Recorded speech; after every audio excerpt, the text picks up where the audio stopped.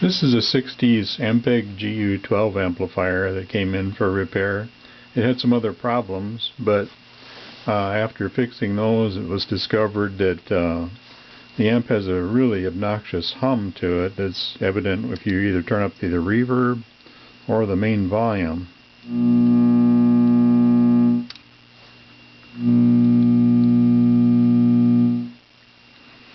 As you can see there.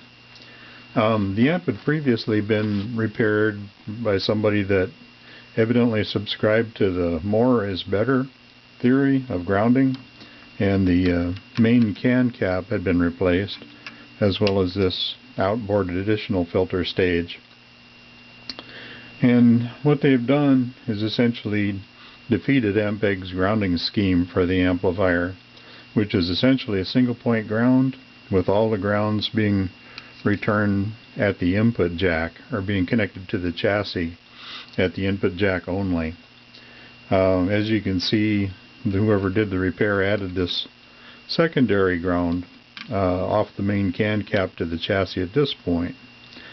And what that's done is basically created a voltage to be developed over the very small resistance of the chassis between this point and this point. That voltage being hum from the ripple action, the filtering action of the caps. That hum voltage is appearing over the chassis resistance and is being amplified by the amplifier.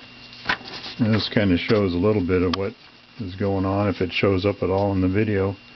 The schematic is actually drawn in error.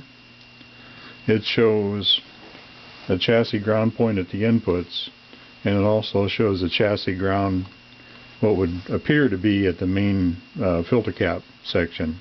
This ground, i.e. connection to the chassis, does not exist in the real amplifier, or should not exist. The only connection to the chassis is this one here. So by adding this connection, they've created this chassis resistance that basically allows the amplifier to pick up and amplify a ripple hum. And I can show the effect of that pretty dramatically. I've got the additional ground here double nutted, so I can take it loose pretty easily while the amp's running, so let me do that quickly.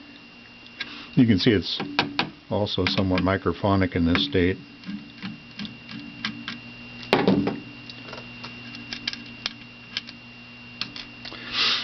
So, with the ground in place, the hum is still there.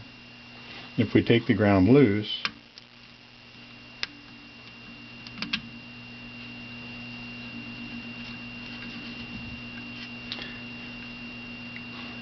and try and keep it out of the way of things, you can see we're back to normal here. So it just goes to show it's a case where too much is too much, and more is not always better when it comes to grounding.